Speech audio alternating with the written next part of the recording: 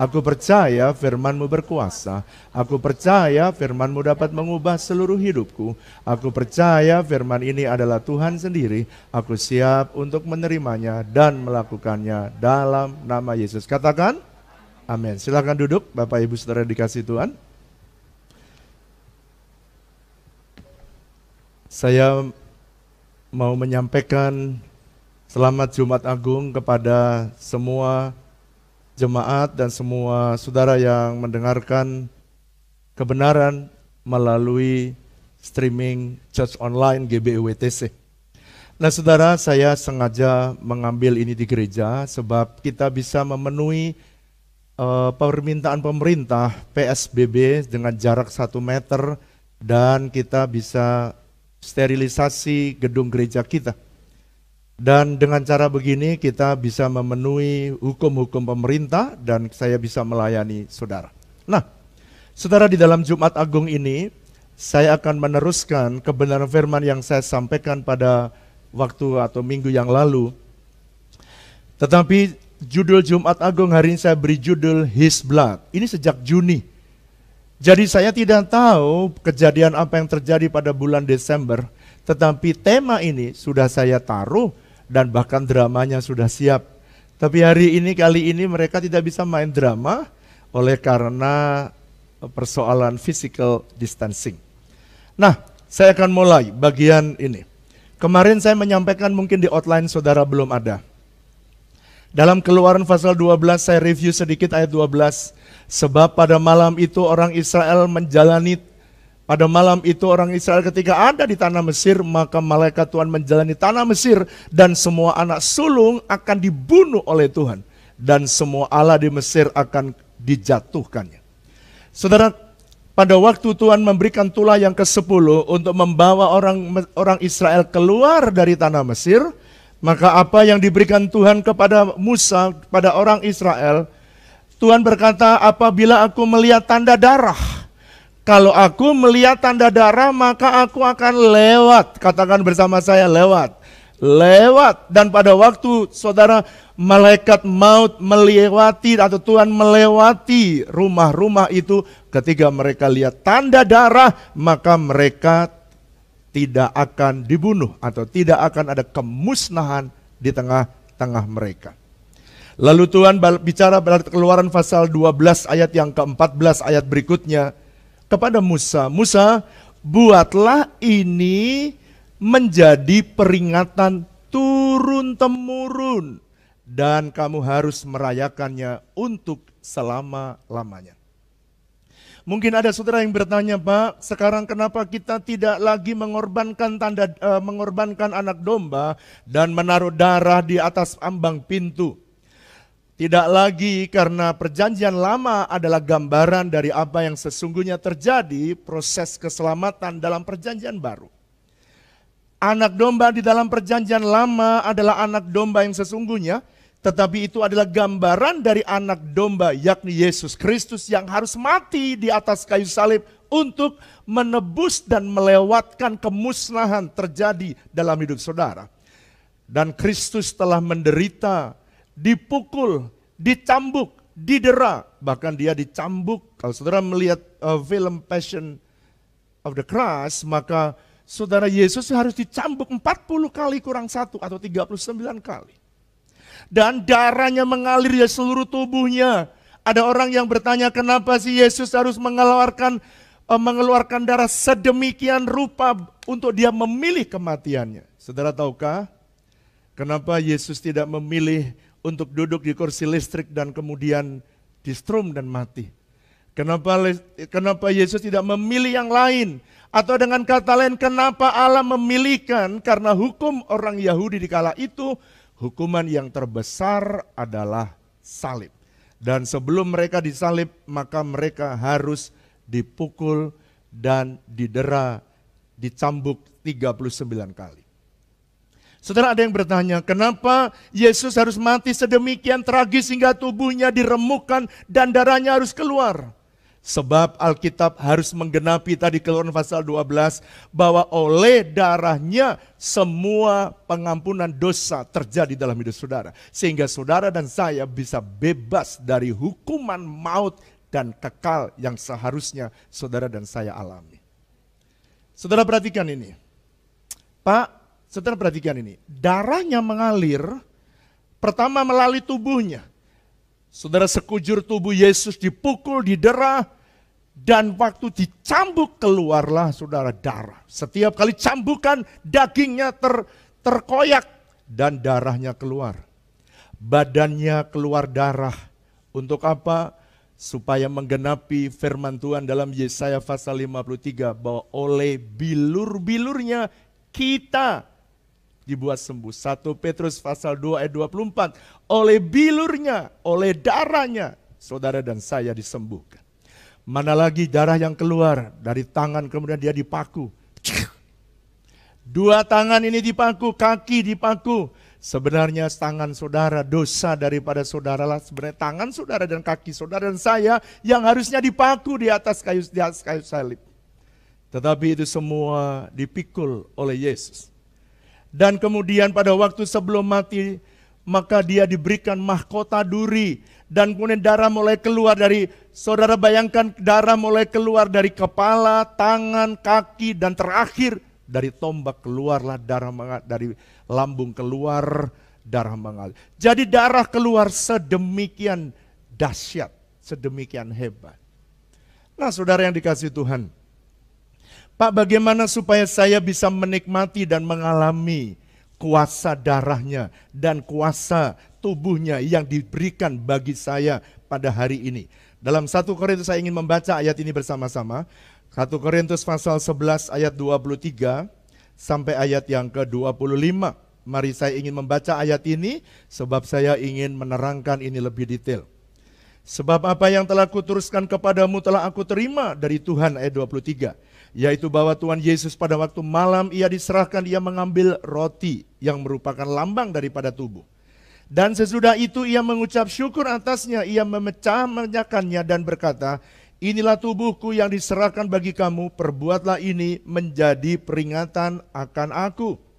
Demikian juga ia mengambil cawan sesudah makan. Lalu ia berkata, cawan ini ada perjanjian baru yang dimeteraikan oleh darahku.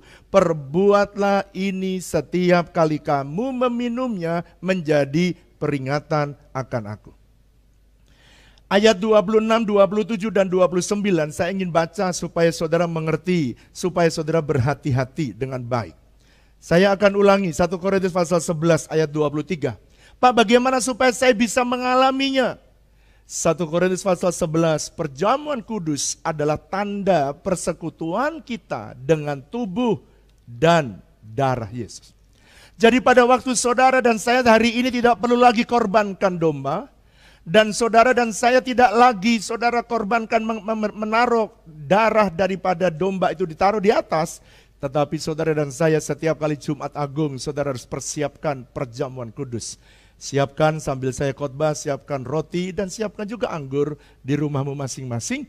Dan saya sambil menjelaskan supaya saudara juga menikmati persekutuan dengan tubuh dan darah Kristus. Yesaya pasal 53 ayat 3 sampai 6. Alkitab menulis begini, orang mengira dia kena tulah, dia ditindas oleh Allah. Padahal sebenarnya penyakit kita dan kelemahan kita lah yang ditanggungnya. Wow.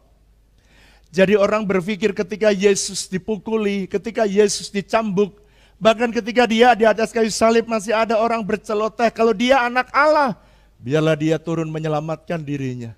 Waduh saudara, kalau seandainya Tuhan Yesus turun dari atas kayu salib, hari ini saudara dan saya tidak beroleh keselamatan kekal. Saya bersyukur Tuhan Yesus bisa menahan sedemikian rupa, padahal sebenarnya yang ditanggung adalah dosa dan kesalahan kita. Pak, kenapa Yesus dipaku tangannya? Sebenarnya banyak kesalahan tangan kita. Para suami jangan tempeleng lagi istrimu, sebab Yesus sudah dipaku tangannya karena tanganmu yang salah. Jangan lagi kakimu pakai nendang anakmu lagi, sebab Yesus sudah dipaku kakinya di atas kayu salib untuk menebus semua yang saudara lakukan semua kejahatan kita, ditimpakan kepada dia. Mungkin saudara berkata, itu kenapa Yesus keluar darahnya dari atas kepalanya? Karena banyak pikiranmu yang cabul, pikiranmu yang jorok, pikiranmu yang jahat. Mulai hari ini lewat tubuh dan darah Kristus, lewat perjamuan kudus, mari kita berhenti berbuat dosa. Yang setuju katakan, saya tidak mau saudara, saya berdoa supaya semua saudara bisa menghargai korban Yesus di atas kayu salib. Dan tidak membuat Yesus kembali disalibkan dengan cara saudara berbuat dosa lagi. Saya ingin supaya saudara tahu penderitaan yang Yesus alami. Kenapa Yesus berkata di atas kayu salib ketika dia tanggung semua dosa dan kesalahan saudara. Yesus berkata, Eli, Eli, lama sabatani. Yang artinya, Allahku, Allahku, kenapa engkau meninggalkan aku? Itu satu masa yang sangat menggelisahkan hati Yesus waktu dia menanggung semua dosa manusia dan dia harus melihat Bapanya tidak tahan melihat dosa dunia dan dia palingkan, dan pada waktu Allah Bapa memalingkan, maka Yesus berteriak, Eli, Eli, lama sabatani. So, perjamuan kudus itu sedemikian sakral, itu sebabnya masuk dalam sakramen gereja Kristen. Saya ingin menerangkan dengan cepat, ada 3 arti perjamuan kudus. Arti yang pertama, ada 3 macam arti perjamuan kudus. Arti yang pertama bahwa saudara dan saya di masa yang lalu, kita sedang memperingati kematian Kristus. Anamnesis. Bahwa kita sedang memperingati hari ini, kita memperingati bahwa Yesus 2000 tahun yang lalu sudah mati bagi kita. Kenapa kita harus memperingati terus, Pak? Karena Alkitab menulis, kamu harus lakukan terus menerus sebagai sebuah peringatan. Lalu pada masa sekarang, jadi itu masa dulu. Sekarang masa sekarang apa fungsinya, apa gunanya darah Yesus bagi saya atau persekutuan dengan darah dan tubuh Kristus melalui perjamuan kudus yang sekarang, masa sekarang, yang kedua sekarang. Pak, di masa sekarang apa sih artinya? Ada 2 arti. Yang pertama, di masa sekarang, perjamuan kudus memiliki arti koinonia atau persekutuan kita dengan Kristus dan dengan tubuhnya. Jadi waktu kita makan tubuh dan darah Kristus, kita sedang saat ini menikmati persekutuan koinonia dengan Kristus dan tubuhnya yang hadir dalam persekutuan kita. Saudara, apakah saudara percaya Tuhan juga hadir di rumahmu masing-masing? Apakah Anda percaya bahwa Tuhan juga hadir bukan hanya di gereja tapi di rumahmu juga? Ini arti persekutuan kita hari ini. Jadi pada waktu saudara menikmati tubuh dan darah Yesus, artinya saudara meyakini now, bukan dulu. Now Yesus membangun persekutuan dengan saudara hari ini di rumahmu masing-masing. Dan bukan hanya dengan Kristus tapi dengan tubuhnya yakni saudara, teman-teman saudara, gereja Tuhan. Tetapi masa sekarang arti perjamuan kudus yang kedua adalah atau 2B, artinya saudara dan saya melakukan deklarasi atau pengumuman akan ketuhanan Kristus dan akan penyerahan diri kita untuk melakukan kehendaknya. Waktu saudara nanti makan tubuhnya dan minum darahnya, saudara sedang proklamasikan ketuhanan Kristus. Yang lain tidak percaya bahwa dia Tuhan, saudaralah yang deklarasikan bahwa Yesus adalah Tuhan. Di tengah-tengah COVID-19 seperti ini, pandemi seperti ini, banyak orang tidak percaya bahwa Yesus Tuhan yang bisa menghentikan dalam sekejap. Waktu saudara makan tubuhnya dan minum darahnya, saudara sedang memproklamirkan Yesus Tuhan atas bumi ini. Tetapi saudara bukan hanya memproklamirkan ketuhanan Yesus, tapi juga memproklamirkan bahwa saudara really submit. Saudara menyerahkan hidupmu untuk melakukan kehendak Tuhan secara utuh. Jadi pada waktu nanti saudara makan dan makan tubuhnya dan minum darahnya, maka saudara sedang berkata, Tuhan, hidupku tidak aku lagi, tapi Kristus yang hidup dalam hidupku. Dan aku mau melakukan kehendak-Mu seutuhnya dalam hidup saya. Wow, Jadi nanti waktu makan, milikilah understanding, itu arti sekarang. Pak, apakah ada arti yang untuk masa depan kenapa harus dilakukan terus menerus? Ini arti yang berikutnya, di masa yang akan datang, saudara dan saya punya kepastian. Katakan, bilang sama saya, kepastian. Kepastian masuk dalam kerajaan surga, dan saudara punya kepastian akan masuk dalam perjamuan kawin anak domba. Wow, saudara dan saya akan menikmati perjamuan kawin anak domba.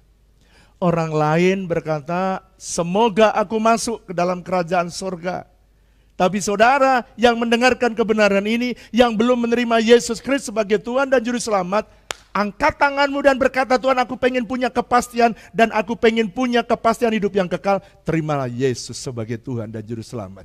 Dia akan menjadi Juru Selamat dan menjadi Tuhan dalam hidup saudara. Dan saudara punya kepastian kekal dalam hidup saudara. Ada seorang hamba Tuhan namanya Rick Warren. Dia berkata begini, through salvation, our past has been forgiven. Rick Warren dia berkata, melalui keselamatan yang kita terima dari Yesus, masa lalu saya sudah diampuni. Semua dosa saudara waktu terima perjamuan kudus sudah diampuni. Oleh karena itu dalam perjamuan kudus saudara harus benar-benar mengoreksi diri kita. Lalu dia berkata, through salvation our present is giving meaning and our future is secure. Lewat keselamatan yang Tuhan beri, kita punya arti, hidup ini punya berarti, dan masa depan kita sudah terjamin. Dan saya berdoa, saudara tidak usah takut dengan masa yang akan datang. Ada jaminan keselamatan bagi saudara yang percaya kepada Tuhan. Yang percaya katakan, nah sekarang, jadi kalau begitu, saudara dan saya supaya bisa mengalami tiga-tiganya tadi, punya kepastian masa sekarang dan punya kepastian masa yang akan datang, maka saya ajak saudara membaca dalam 1 Korintus pasal 11 ayat 26, 27, 28 dan 29. Perhatikan, saudara tidak boleh sembarangan makan tubuh dan minum darahnya. Saya akan baca. Jadi setiap kali ayat 26, kamu makan roti ini dan minum cawan ini, kamu memberitakan kematian Tuhan sampai ia datang. Ayat 27. Jadi barang siapa dengan cara yang tidak layak, perhatikan, makan roti atau minum cawan, ia berdosa terhadap tubuh dan darah Tuhan. Karena itu hendaklah tiap-tiap orang menguji dirinya sendiri, dan baru sesudah itu ia makan roti dan minum cawan. Minum anggur dari cawan itu. Saudara perhatikan, jadi sebelum nanti Anda minum darahnya, minum anggur dan makan roti, saya minta saudara koreksi dirimu. Jangan ada dosa yang kau biarkan dan kau lakukan terus menerus, tapi Anda makan perjamuan kudus. It's very dangerous. Pak, ada ayatnya? Ada. Ayat 29-30. Saya minta saudara jangan pernah lagi berbuat dosa dan Anda makan perjamuan kudus. Ayat 29. Karena barang siapa makan dan minum tanpa mengakui tubuh Tuhan, ia mendatangkan hukuman atas dirinya sendiri. Sebab itu banyak di antara kamu yang lemah dan sakit, dan tidak sedikit yang meninggal. Jadi perhatikan, ada banyak orang yang berbuat dosa, tapi tetap melakukan perjamuan kudus.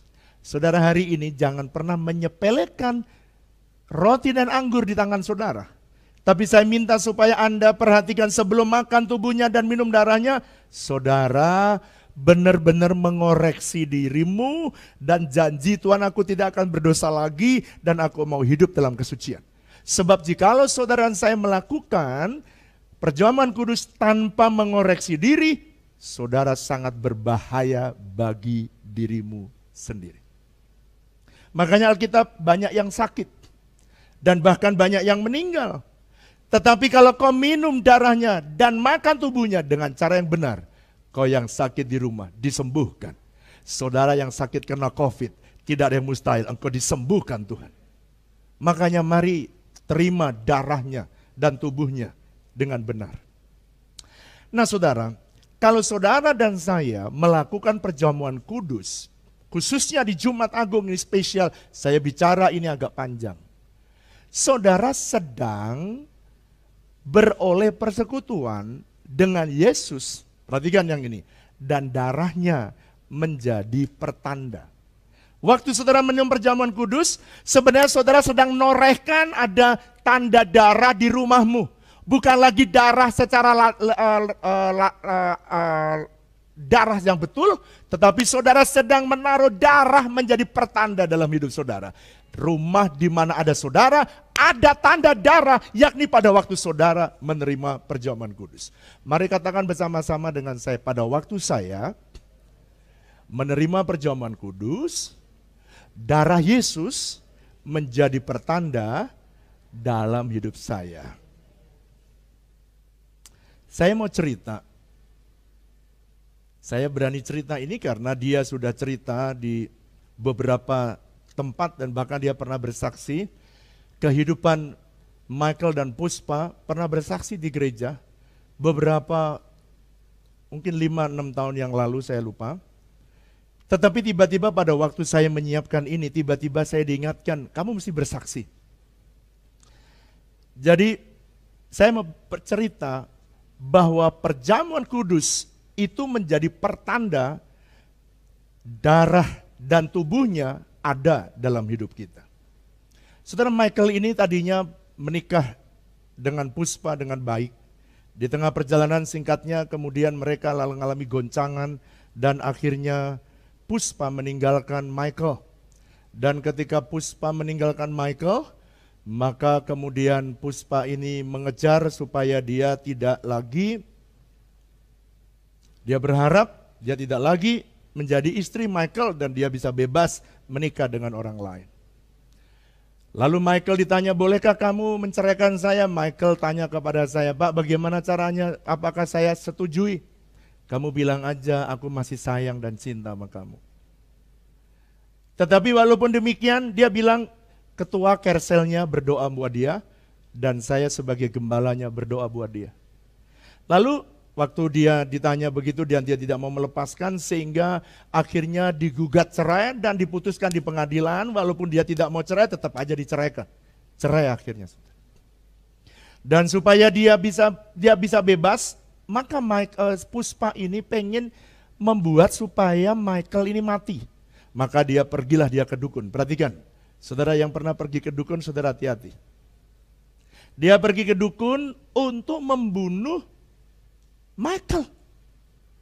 Saudara, pada waktu dia pergi ke dukun yang pertama pada waktu dia mau membunuh Michael ini, saudara, dia bilang begini, ini sebentar lagi dia pasti mati. Tapi waktu dukun ini melemparkan mantranya, kemudian dukunnya justru yang merasakan ada sesuatu dan kemudian dia muntah darah. Sehingga Puspa takut kepada dukun ini, dia pindah ke dukun yang lain. Saya tidak tahu berapa kali dukun, tapi ada dukun yang terakhir yang paling ampuh. Dukun ini berkata begini, dia bilang, kamu kasih minum dia dengan, saya tidak tahu apa itu, karat dari keris. Lalu kemudian kasihlah di dalam teh, kalau tidak salah begitu, udah lama. Lalu kasih minum dia, lalu kemudian Puspa ini memberikan minuman itu kepada Michael dengan berharap Michael segera mati. Tetapi ternyata Michael tidak mati. Lalu kemudian dia sudah menjanjikan kalau Michael mati dia akan mendapatkan uang cukup banyak dari Puspa. Saudara tahu apa yang terjadi? Dia bilang gini, dukunnya, ini orang tidak bisa mati sebab dia punya dukun, 2 dukunnya. Wih, saya masih ingat waktu dia cerita, saudara. 2 dukun. 2 dukun ini, 2 di belakang dia ada dukun yang kalau saya tembak, maka dia dukunnya itu, dia sakti, lebih sakti dari ilmu saya. Lalu Puspa bertanya, kenapa dia sakti? Sebab dukunnya 2 ini, dia tukang makan daging orang dan minum darah orang. Waktu saya diceritain itu sama Michael, maka saya mulai berpikir, jadi ketua Kersel dan saya yang mendoakan dia, dianggap saya ini dukun. Saya pertama kali tersinggung dan saya bilang begini, masa orang model begini dianggap dukun? Makan darah orang dan minum darah orang. Makan daging orang dan minum darah orang. Ketika saya pulang dengan perasaan lagi tersinggung, tiba-tiba Tuhan berkata, bukankah kamu setiap bulan kamu makan tubuhku dan minum darahku? Dan oleh karena itulah kamu menjadi sakti. Saudara, saya mau beritahu, jangan remehkan perjamuan kudus, sebab ketika perjamuan kudus saudara terima, saudara menjadi orang yang sakti. Saya tahu saudara sambil ketawa di rumah. Mari ucapkan supaya saudara percaya dan yakin. Mari bilang sama saya, waktu saya makan tubuhnya dan minum darahnya, hidup saya menjadi sakti. Bukan hanya tidak bisa di mantra, no. Bukan hanya saudara tidak bisa ditenung, bukan hanya itu. Tapi Tuhan bisa membuat dirimu menjadi pelindung, menjadi pensyafaat bagi orang lain.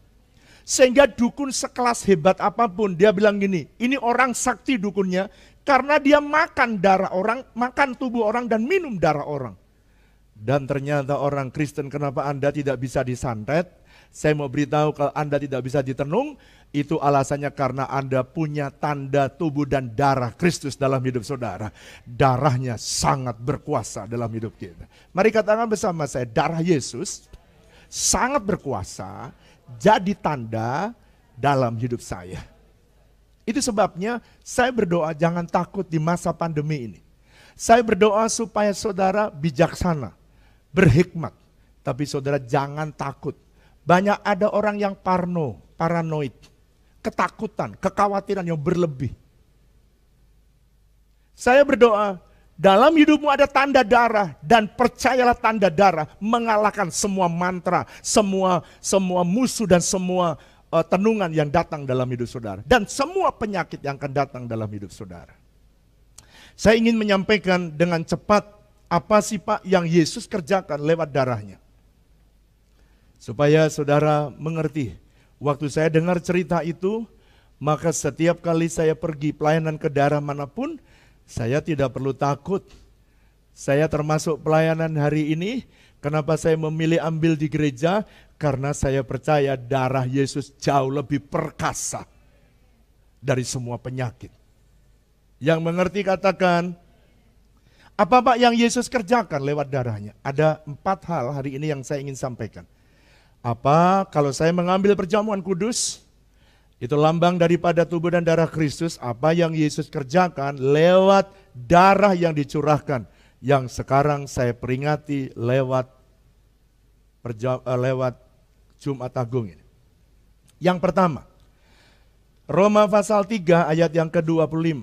Dengan darah Yesus, Yesus mendamaikan kita dengan Allah Bapa, hingga kita beroleh keselamatan. Wow. Jadi Roma pasal 3 ayat 25, darah Yesus itu yang mendamaikan.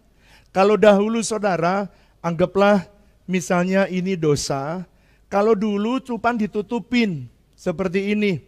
Dan orang-orang zaman perjanjian lama tetap masih ada dosanya ditutupi. Si kelihatan kan? Ya anggap tidak kelihatan. Tapi dosanya masih ada. Tapi kalau darah Yesus, dia menyucikan dan mendamaikan saudara dengan Bapa. Sehingga saudara punya kepastian masuk dalam keselamatan. Karena dengan itu Allah mau menunjukkan keadilannya. Pak, kenapa sih Yesus harus mati untuk keselamatan saya? Perhatikan, lihat saya ke depan. Saya jelaskan ini.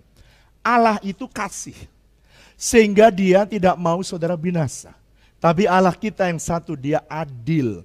Kalau dia sudah berfirman, harus ditepati. Perhatikan. Kenapa Yesus harus mencurahkan darahnya? Perhatikan. Dia tidak mau, Allah yang kasih tidak mau kau mati di neraka. Tetapi Yesus yang adil berkata, kalau upah dosa adalah maut, maka semua orang yang berdosa harus masuk ke neraka. Lihat saya. Seharusnya saudara dan sayalah yang harus masuk ke neraka. Sebab darah anak domba itu hanya lambang. Tetapi Yesus, dia rela mati ke neraka, dia korbankan dirinya dan dia mati ke neraka selama 3 hari. Dan dia memberitahu kepada setan dan kerajaan setan bahwa aku sudah menebus dosa semua manusia. Dan barang siapa yang percaya kepada Yesus, Anda didamaikan dengan Bapa sehingga Anda beroleh keselamatan.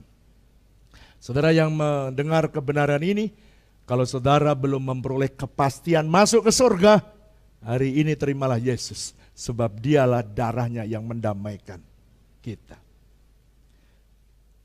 Oleh karena itulah, maka Tuhan harus melakukannya. Demi apa? Dia bisa lakukan firman-Nya, dia adil. Semua hukuman manusia harus masuk neraka dan Yesus gantikan. Dan dia kasih, bukan Anda yang mati.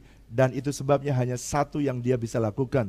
Dia harus korbankan anaknya yang tunggal supaya saudara dan saya beroleh keselamatan.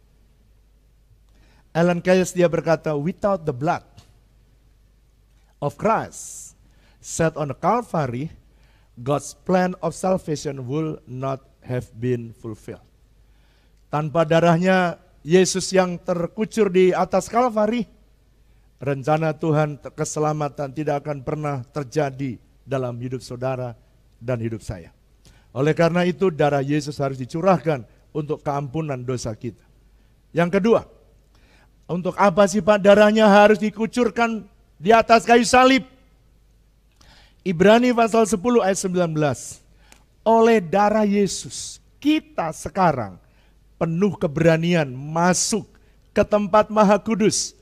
Dalam bahasa asli ditulis, masuk di tempat tahta kasih karunia. Saya kasih embel-embel catatan saya. Saudara dan saya bisa masuk di dalam sumber kasih karunia. Bukankah saya sedang bicara tentang dimension of grace? Kalau Anda ingin masuk dimensi dimensi kasih karunia, saudara harus masuk di ruang Maha Kudus atau tempat tahta kasih karunia. Saya ingin mengajak saudara, sebelum saya nyanyi ini, saya ingin saudara ngelihat dalam perjanjian lama. Dulu orang Israel hanya ada di pelataran. Yang boleh masuk di ruang kudus, menyalakan pelita hanya para imam. Dan yang boleh ada sekatan lagi, yang boleh masuk di ruang Maha Kudus, hanya imam besar. Tapi waktu darahnya dicurahkan, waktu Yesus mati di atas kayu salib, maka tabir bait Allah, ruang kudus dan ruang Maha Kudus terbelah. Artinya saudara sekarang sudah bisa masuk ke ruang Maha Kudus. Apa artinya? Artinya kalau Anda perlu kasih karunia, di sana sumbernya, bukan di pelataran sumber itu. Saudara harus cari sumbernya dan masuk dalam ruang Maha Kudus. Itu sebabnya anak-anak Tuhan, ini rahasianya. Kalau Anda senang masuk ruang Maha Kudus, setan tidak akan pernah bisa menjamah hidup saudara. Angkat tanganmu, katakan, ku masuk ruang Maha Kudus dengan darah anak domba. Ku masuk dengan hati tulus, nyanyikan sebagai proklamasi, menyembah yang maha kuasa. Aku menyembahmu, ku menyembah Tuhan. Jamah. Kami masuk, umatmu masuk di ruang Maha Kudus. Dan kami bertemu dengan Tuhan Sang Sumber kasih karunia. Berikan kasih karunia bagi umatmu. Berikanlah Tuhan apa yang mereka perlukan, apa yang mereka butuhkan. Kasih karuniamu cukup dalam hidup mereka. Biarkan mereka masuk di ruang Maha Kudusnya. Kudus Tuhan. Tetap angkat tanganmu, tetap angkat. Biar musik saja, angkat tanganmu. Apa yang kau rindukan? Apa yang kau butuhkan? Saudara sedang ada di ruang Maha Kudusnya. Sebab lewat darahnya dia kucurkan tirai, tabir yang memisahkan bait Allah antara ruang kudus dan ruang maha kudus diperpecah. Hari ini yang belum bisa breakthrough akan jadi breakthrough. Saudara yang sakit, saudara bisa disembuhkan. Apapun yang saudara alami, kau sedang ada di ruang maha kudus, Anda bertemu dengan Tuhan. Dan saat seperti inilah Tuhan sembuhkan saudara yang sakit. Yang khawatir, kau angkat kekhawatirannya. Dan aku berdoa Tuhan di rumah mereka, mereka ada di ruang maha kudus. Dan mereka sedang membuat ruang maha kudus itu menjadi tempat perjumpaan mereka dengan kau. Aku minta supaya kau jamah mereka satu persatu. Kuduskan mereka, sucikan mereka. Dan aku minta Tuhan, mujizat-Mu biar turun dalam hidup mereka. Kebaikan dan kemurahan-Mu mengalir dalam nama Yesus. Haleluya. Amin. Berarti saudara, dengan Anda dan saya ini darah Yesus tercurah, saudara sudah bisa masuk di ruang maha kudusnya Tuhan. Saudara bisa masuk dalam sumber kasih karunia. Dan kalau saudara memerlukan kasih karunia, saudara tinggal datang kepada Tuhan. Dan mujizat yang besar akan terjadi dalam hidup saudara. Yang ketiga, Ibrani pasal 13 ayat yang ke-12. Itulah sebabnya Yesus telah menderita di luar pintu gerbang untuk menguduskan umatnya dengan darahnya sendiri. Sekarang yang ketiga, darah Yesus bisa menyucikan saudara atau menguduskan saudara. Saya mau supaya saudara mengerti ada 3 proses kekristenan. Yang pertama namanya pembenaran. Darah Yesus membenarkan saudara di hadapan Bapa, dan setelah itu saudara diampuni dosa saudara. Ini proses ini namanya justification. Tetapi apakah orang Kristen cukup berhenti di justification? No. Saudara harus bertumbuh. Katakan bersama saya, bertumbuh. Di justification peran Tuhan 100%. Saudara perannya hanya berkata, ya aku mau diselamatkan. Ya aku mau terima Yesus. Hanya itu. Tetapi ada proses yang kedua namanya proses pengudusan. Anda perlu darah Yesus. Kenapa? Sebab pada waktu saudara berjalan dalam dunia ini, sometimes saudara jatuh lagi dalam dosa. Dan waktu saudara jatuh dalam dosa, saudara harus dibasuh oleh darahnya. Dan Anda datang minta ampun lagi kepada Tuhan. Dan Anda dikuduskan. Katakan bersama saya, dikuduskan. Waktu saudara dikuduskan, saudara menjadi kudus. Proses ini namanya, yang tadi justification, ini proses ini namanya sanctification atau pengudusan. Pak, sanctification peran Tuhan bukan 100%. Peran Tuhan ada tidak 100% karena ada bagian saudara yang harus saudara kerjakan. Itu sebabnya ada orang yang jatuh dalam dosa dan terus bekerja dalam dosa. Ada orang yang berzina dan terus hidup dalam perzinahan. Ada orang yang masuk di okultisme terus hidup dalam okultisme.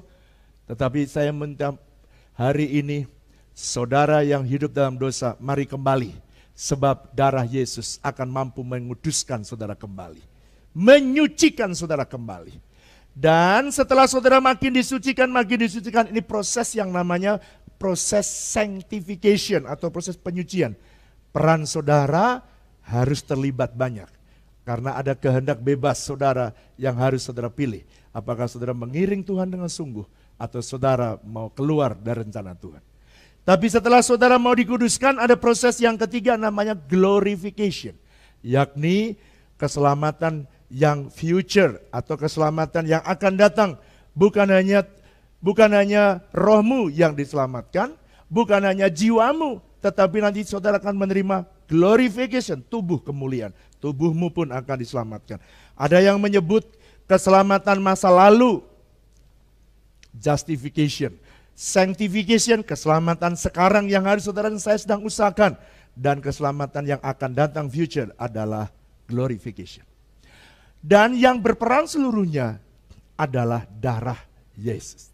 Oleh karena itu, Billy Graham dia berkata begini, be assured that there is no sin you have ever committed that the blood of Jesus Christ cannot cleanse.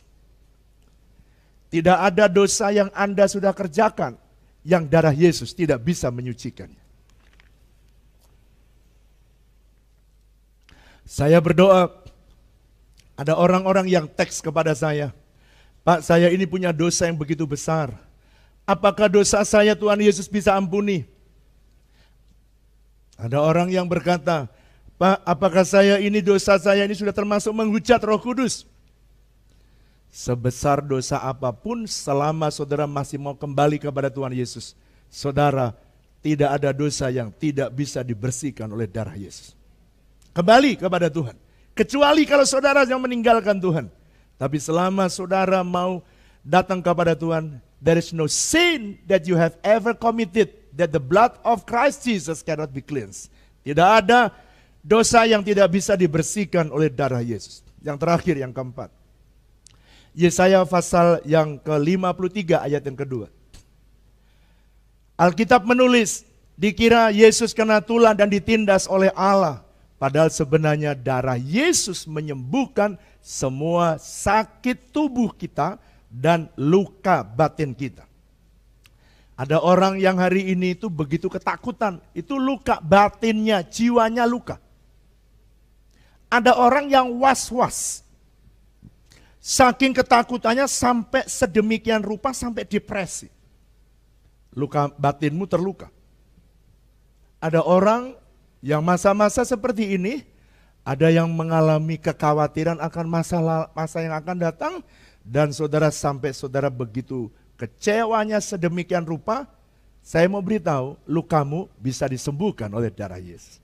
Tapi mungkin ada di antaramu yang tenggorokanmu sakit, mungkin ada saudara yang demam, mungkin ada yang lemah, mungkin ada saudara yang nafasmu lagi sesek, mungkin ada yang terkena dengan COVID-19, atau sakit-sakit yang lain.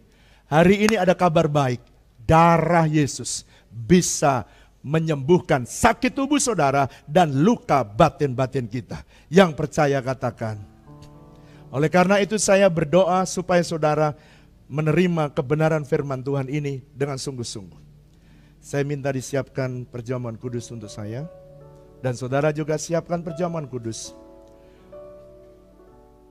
Hector Perez dia berkata, your healing begin with a step of faith in the great physician Jesus Christ. Kesembuhan saudara lahir ketika saudara mengambil langkah iman datang kepada Sang Penyembuh Yesus Kristus, adalah tabib yang agung. Saya sebelum mimpin perjamuan kudus, mari saya undang saudara bangkit berdiri. Saya ingin menyampaikan sebuah nubuatan dari seorang hamba Tuhan namanya David Wilkerson. Saudara, tahun 1986,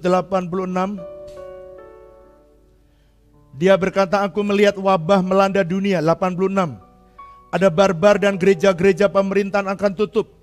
Wabah ini akan melanda kota New York dan menggoncangkan seperti belum pernah terjadi sebelumnya. Belum terjadi sampai hambanya David Wilkerson meninggal, belum terjadi, dan baru terjadi sekarang. Dan dia meneruskan, wabah ini akan memaksa orang percaya malas berdoa menjadi orang pendoa yang radikal dan suka membaca Alkitab. Wow. Dan pertobatan akan menjadi seruan hamba Tuhan dari mimbar seperti saya khotbahkan saudara hari ini. Dan dari sini semua orang, dan dari akibat daripada itu akan muncul kebangunan rohani yang ketiga yang akan menyapu Amerika dan dunia. Saudara, saya percaya sebentar lagi saudara akan melihat kebangunan rohani yang besar. Sambil saudara memegang perjamuan kudus, saya mau menyampaikan nubuatan yang dibuat oleh Chuck Pierce. Dan dia berkata, if you have Jesus, you also have miracle of healing with your hand. Kalau kamu punya Yesus, maka kamu punya mujizat kesembuhan yang ada di tangan saudara. Yang percaya katakan. Mungkin saudara berkata, ini nubuatan daripada Chuck Pierce. Dia berkata begini, pada peralihan tahun Yahudi, pada bulan September tahun 2019, dia bernubuat begini, bahwa akan ada pandemi akhir tahun 2019 terjadi di Wuhan. Dan pandemi ini akan berakhir kapan? Pada waktu Paskah tahun 2020. So, ada kabar berita yang baik. Saudara, kalau Tuhan menggenapi nubuatan yang pertama, pandemi terjadi akhir tahun 2019, dan saya percaya Tuhan juga bisa menggenapi Paskah di tahun 2020, semua berakhir. Saya berdoa tidak menunggu lama, biarlah kita para orang percaya datang kepada Tuhan. Pak, apa kuncinya? Kuncinya ini, kuncinya adalah darah Yesus menjadi kunci kesembuhan dunia dan berakhirnya pandemi COVID-19. Saya berdoa supaya setiap saudara tidak ada yang takut, tidak ada yang gentar, sebab ada Tuhan bersama-sama dengan kita. Yang setuju katakan, yang mengerti katakan. Saudara yang dikasihi Tuhan, mari ambillah roti saudara. Jangan perjamuan kudus seperti biasa, tapi buat hari ini seperti perjamuan kudus yang luar biasa. Sebab saudara saya minta sambil saudara mempersiapkan diri, persiapkanlah hatimu supaya saudara juga mengalami janji-janji Tuhan.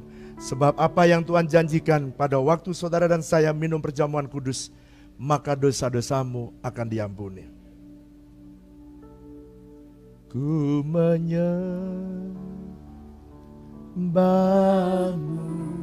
ku sembahmu, ku sembahmu, ku menyembahmu, ku menyembahmu, ku sembahmu, ku sembahmu, sebab namamu kudus, kudus, kudus, Tuhan. Mari angkat roti di tangan kananmu. Sebab apa yang telah kuteruskan kepadamu telah aku terima dari Tuhan. Yaitu bahwa Tuhan Yesus pada malam waktu ia diserahkan, ia mengambil roti. Mari angkat roti di tangan kanan kita tinggi-tinggi. Dan sesudah itu ia mengucap syukur atasnya. Lalu ia memecah-mecahkannya. Dan ia berkata, inilah tubuhku yang diserahkan bagi kamu. Perbuatlah ini menjadi peringatan akan aku. Kekasih-kekasih Kristus, bukankah roti yang kita pecah-pecahkan ini adalah persekutuan kita dengan tubuh Kristus? Mari saudara makan dalam nama Yesus.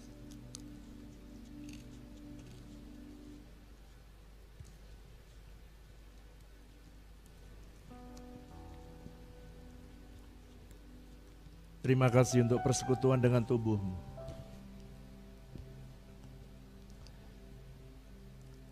Mari angkat cawan di tangan kanan kita tinggi-tinggi. Demikian juga ia mengambil cawan sesudah makan. Lalu ia berkata, cawan ini adalah perjanjian baru yang dimeteraikan oleh darahku. Perbuatlah ini setiap kali kamu meminumnya menjadi peringatan akan aku. Kekasih-kekasih Kristus, bukankah cawan pengucapan syukur yang atasnya kita ucapkan syukur ini adalah persekutuan kita dengan darah Yesus? Mari minum saudara, dalam nama Yesus.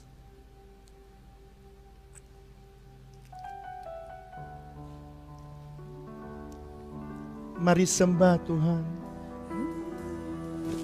Mari naikkan pujian syukurmu.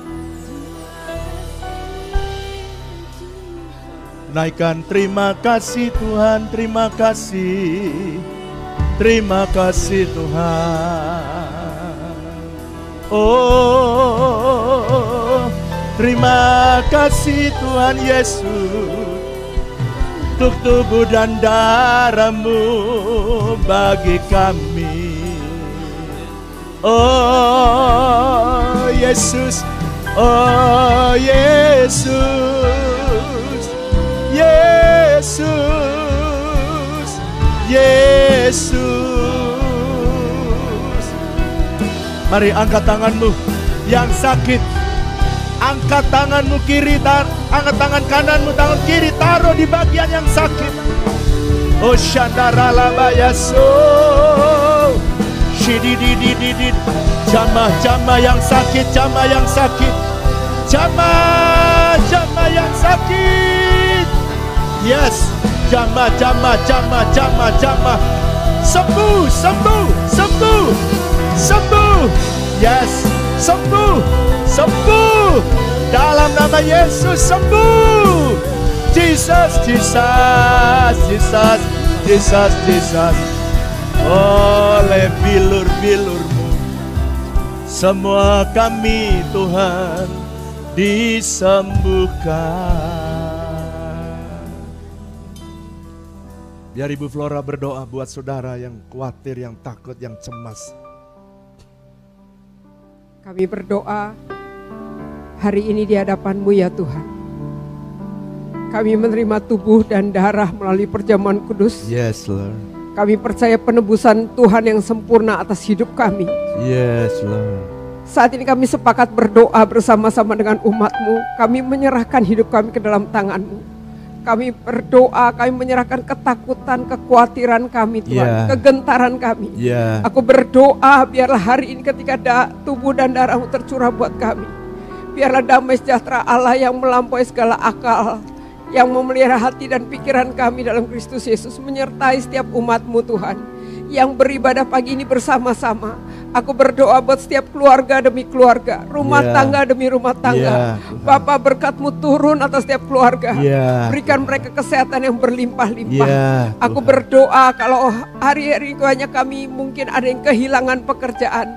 Tuhan, aku berdoa Engkau akan menyediakan berkat-Mu yang terbaik. Tuhan. Berikan kami kreativitas jalan keluar Tuhan. Aku percaya Tuhan menyertai setiap rumah tangga demi rumah tangga, keluarga demi keluarga. Aku berdoa di masa-masa ini, biarlah hati kami melimpah dengan syukur buat setiap pemeliharaan Tuhan. Engkau memberikan pekerjaan yang baru, Engkau memberikan Tuhan damai sejahtera-Mu atas rumah tangga Tuhan. Aku berdoa suami yang mengasihi istri, istri yang menghormati suami, dan anak-anak yang taat kepada orang tua. Aku berdoa persatukan keluarga demi keluarga. Kasih-Mu mengalir Tuhan, berkat-Mu mengalir. Engkau berkata di mana ada kerukunan, maka berkat Allah akan mengalir berlimpah-limpah. Terima kasih Tuhan, terima kasih penyertaan-Mu dan perlindungan-Mu atas setiap keluarga demi keluarga, atas setiap rumah tangga demi rumah tangga, atas setiap gereja demi gereja Tuhan. Tidak ada kekhawatiran, tidak ada wabah yang melanda. Engkau jagai dengan penuh sejahtera-Mu. Terima kasih Bapa. Dalam nama Yesus. Mari angkat dua tanganmu, masuk ruang Maha Kudus, katakan, ku menyembah-Mu, ku menyembah-Mu,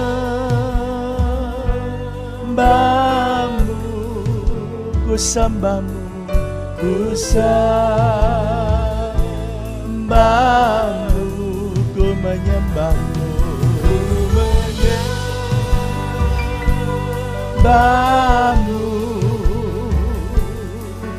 ku sembah-Mu, sebab nama-Mu kudus, kudus, kudus, kudus, Tuhan.